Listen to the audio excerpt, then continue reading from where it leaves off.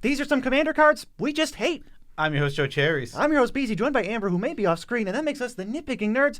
One of the best ways to support the Nitpicking Nerds and Amber, who needs food every day, is to go to patreon.com. You can support us directly and give us literal dollars, which helps to keep the channel functioning. We wouldn't be functioning without it. Yes. The patron of the day, Adam Miller. Thank you so much for your support. Seriously, we appreciate you with all of our heart. Another way to support us that costs you no extra dollars would be to use our TCG Player affiliate link.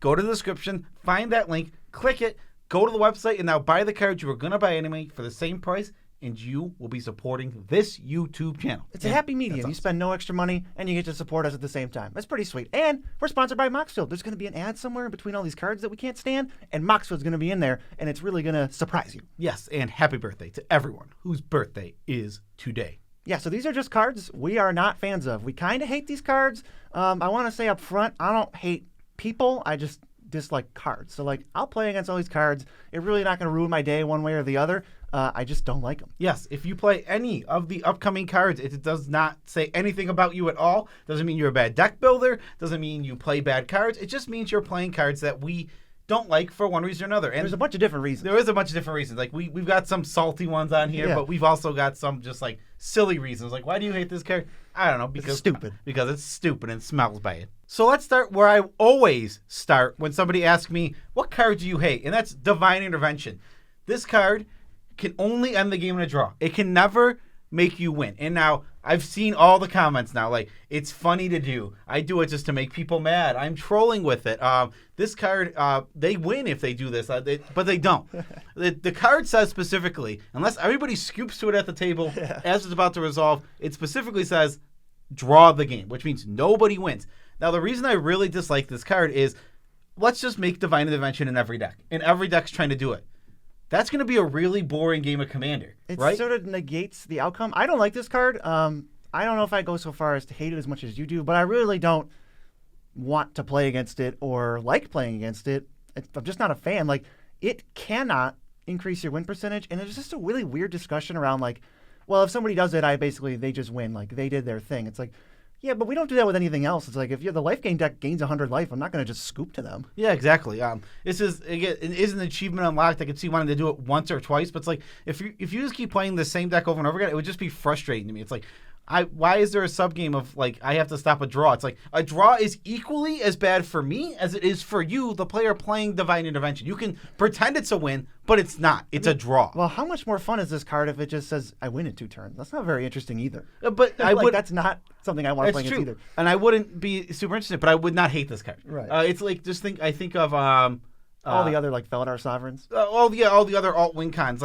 Yeah, sure, they can be frustrating. Sometimes I don't like them. Sometimes they make me a little salty. But no, Divine Intervention is just it. I just think the card is miserable, unfun, and especially if a deck is just trying to do it and spam it over and over again. Yeah, my next ones, they are kind of like the poster children for an entire archetype. It's Cabal Coffers, and I'm just lumping in Grey Merchant of Asphodel as one entry in my cards I hate list.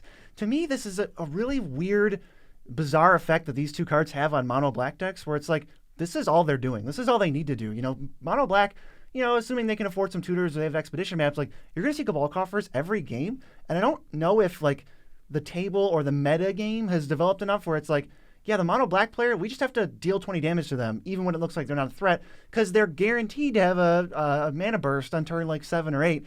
And the same is kind of true with Grey Merchant. It's I know you're just going to spam it. It's not broken. It's not a combo piece. I don't even think it's that unfun. To me, it's just an unoriginal thing.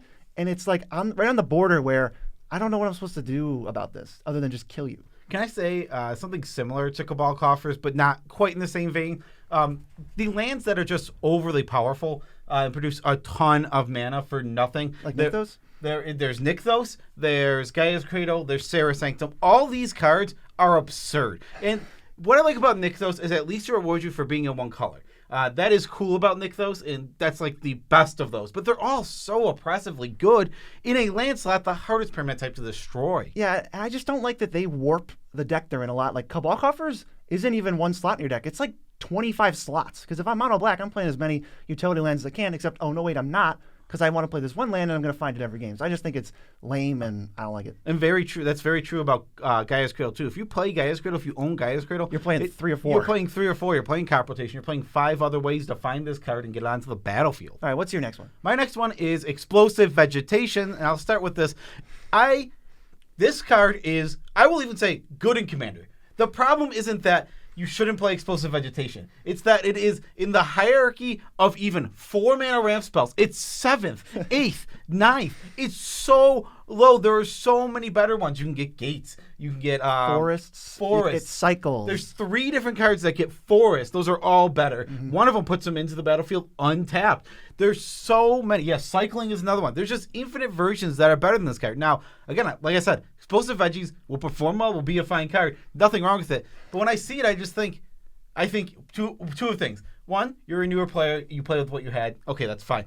Or just buy the card. It's not even like it's a price thing. Is it like I'll buy it for you? It's not a price thing. Like the Migration card, whatever the Cycling one for my Korea, is like 15 cents. And in that same vein, I put Murder right next to this because it's a hierarchy thing. Murder will play fine. It's a little overcosted. It'll be fine most of the time.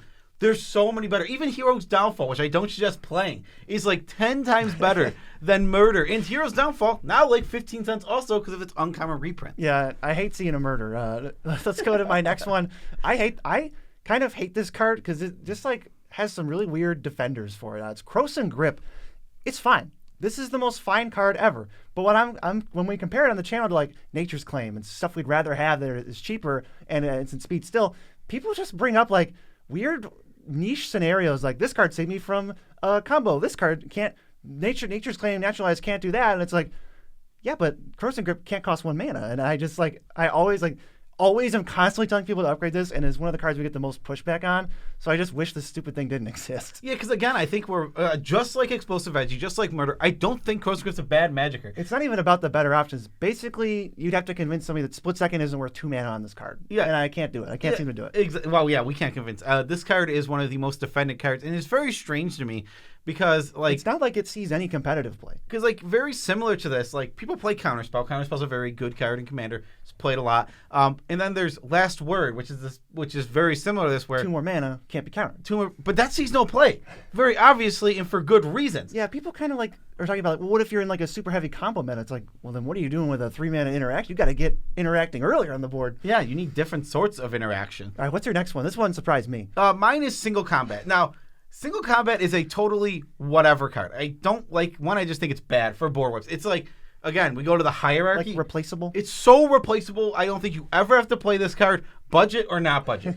And what really gets me mad is that it's not much, but it sees it sees a little more play than Tragic Arrogance, which I think is 100 times better. I don't even think it's comparable. And I just don't think the not being able to play creatures or planeswalkers into your next turn is relevant enough compared to something like Tragic Arrogance, which lets you make the choice. They don't get to choose what they keep, and does it for every permanent type that isn't land. It's so much better that it like is shocking that these are like relatively close. It just like drives you mad that it's not Tragic Arrogance. It's just Tragic Arrogance shouldn't even just be where Single Combat. It should be like one of the top played white board wipes. But it's Single Combat being more played is like, what? All right, my next one, you probably expected it. It's Grave Titan, but there's a little bit more to it. This became a meme on the channel, like, oh, we always dumpster and hate on Grave Titan. Like, Grave Titan sucks. But that's kind of just how we feel about it, and this might be the most defended Commander card I've ever seen, because I mean we constantly answering DMs and we're in the chat in our Discord and stuff, and people talk to me like in person too at events. It's always like, hey, what about Grave Titan in this deck? And it's always, no, I still would just never play it. It's like, I'm not going to go to that card. It's almost always zombie decks, too. Yeah, it's like, no, still wouldn't do it. You know, it's not a zombie. I know it makes 2 zombies, but it's really not a zombie. It's like, I'm not going to do it in zombies. I'm not going to do it in Scarab God. I'm not going to do it in the ETB Yarak doubler. It's like, it's just not going to happen. There's always something better. You're not going to do it in Arami. Something really cool that we just got in the mail from a fan, Sarah Buck. Shout out to you. Thank you so much for being awesome. She made us little keychains.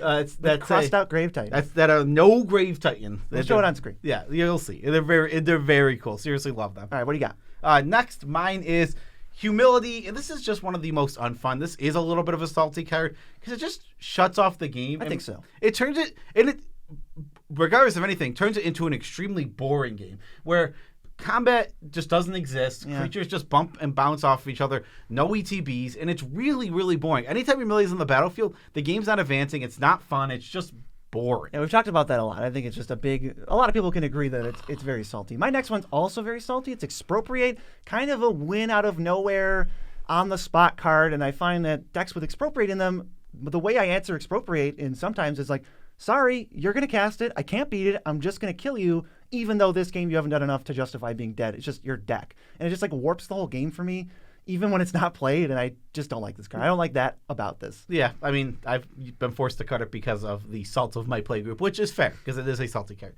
Mine, next one, Food Chain, and this is a placeholder for any card that is for comboing only. Oh, combos only? Combos only. So Food Chain's holding the place here. So like Intruder Alarm? When you see this card, it's never being played fair. Even Intruder Alarm can be played fair. But I'm talking about, there is not a fair Food Chain. You do not put Food Chain in your deck to do something fair. That's never what happens. That's not why it's in the deck. So it's just, if you see Food Chain, you know, okay, now I have to watch out for infinite combos. And all those cards that, like, they're bad cards in Commander unless you combo. I hate those cards. They're like the ones you're like, all right, police mode activated. You have to, yeah, exactly. It's like, as soon as you see it, it's like, well, they're going to try and combo. I know it right now. Yeah, and you would also know it if you saw their deck list on Moxel.com, because it just lays everything out so beautifully for you. You just have the whole deck in front of you, and you can go, Food Chain, where's the Eternal Scourge? Oh, there it is in the 3-drop slot, because my opponent, who's showing me their deck still, tagged all their cards in the 3-drops and 2-drops and 1-drops, or sorted by mana cost. Yeah, and even better than that, a lot of great EDH content creators who put their stuff on Moxfield.com do primers. So if you're wondering, how does Food Chain combo? Well, a lot of decks that are playing Food Chain will have a primer to explain exactly how that combo works. Yeah, get over to that website after this and go check it out. Before we get to my next one, though, which is Time Sifter, and I've never played against this card. I hope to never play against this card, but the fact that it exists just irritates me. I just hate the design of this card. I think this is one of the least fun cards I've ever read. I would never want to play against it. I don't know what I would do if somebody resolved it and I couldn't kill it. Probably just quit. It's boring. What is this card? It just rearranges the turn order randomly. It changes the game. And okay, I understand it being played as a win con. It is a win con, but it's take all the turns win con, so it's kind of like lame. But it is a win con when you can actually manipulate and always have the best thing and never lose.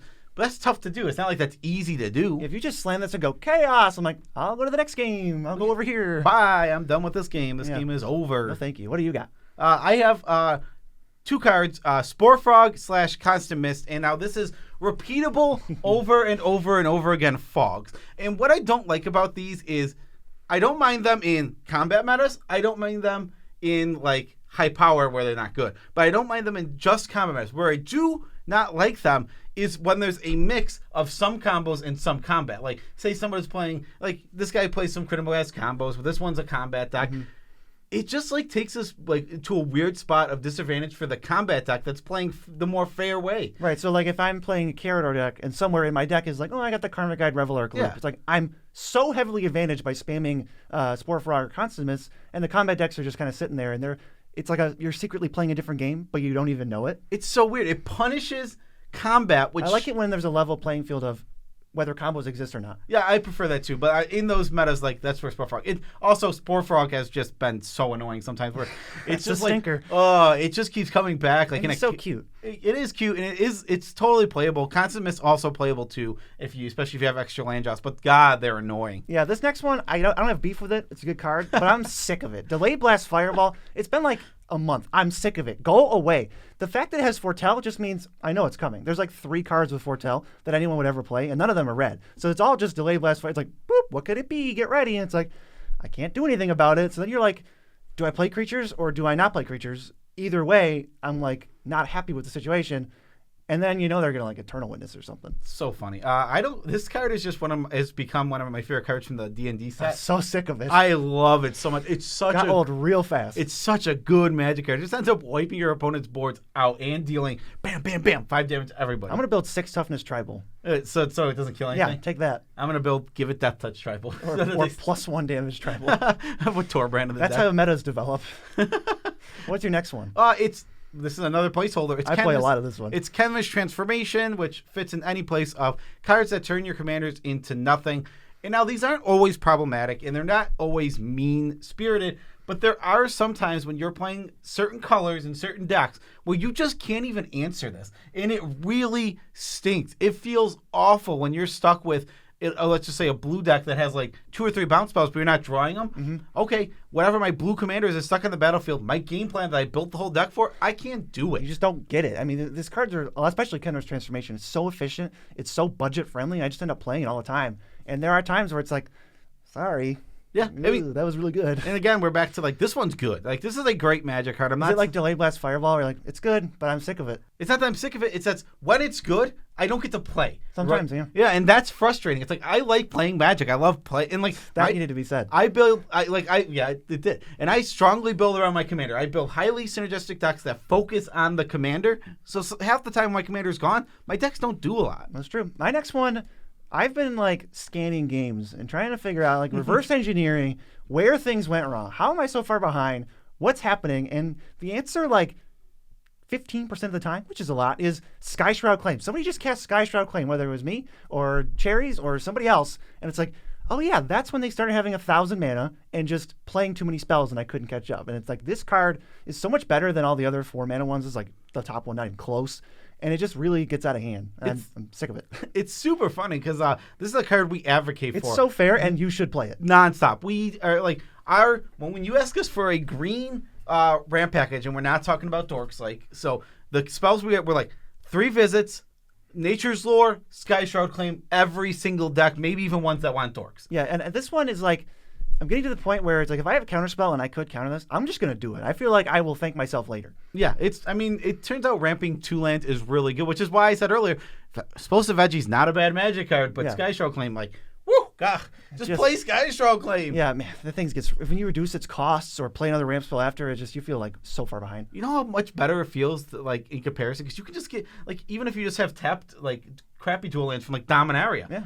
They're still great. duals Still compared to colors. Single colors. Yeah, so much better. All right, up next, I put a commander. And again, a lot of these are just placeholders for things I dislike. And it's Sithis Harvest Hand. And this is just any Enchantress. I don't like any Enchantress. I think that the whole archetype is the most boring, like, out of control, does nothing. It's so repetitive. It's so repetitive. And BZ has an Enchantress deck, and now one of our other friends, Ryan, has an Enchantress deck, and every time I see one of them pull it out, I'm just you had a Sithis deck also. I did, and I hated it. I'm just saying. Oh, I hated it. I tried Sithis. I was like, yeah, I'm going to give this a try. And I was like, they never do anything. You couldn't win. You couldn't win with a gun to your head with that deck. Well, yeah, I made a worse version, but I mean, a good Sithis deck can win, but it's like, it still takes forever because you just play an enchantment, draw a card, play an enchantment, draw a card, and it's all the decks ever do. They never do anything to advance their board state. Like, how many enchantments do you have? 32? Can you win? No.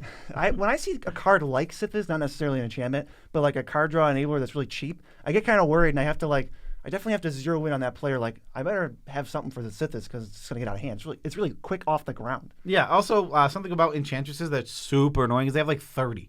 They have like, there's so many. There's so many that you shouldn't play all of them. Every single Enchantress deck is playing 7, 8, 9, 10 Enchantresses, and it's like, sure, I killed the one, but now there's another one. And often there's 2. Or they chain together. They're never going to run out of cards. Yeah. And I put it's one of Cherry's commanders. Maybe I can increase my own win percentage by saying this, but Henzi Toolbox Tor is like the most annoying commander for me ever. I can't convince anybody to do anything to Cherries when they're playing Henzi. It's like, well, look at my board.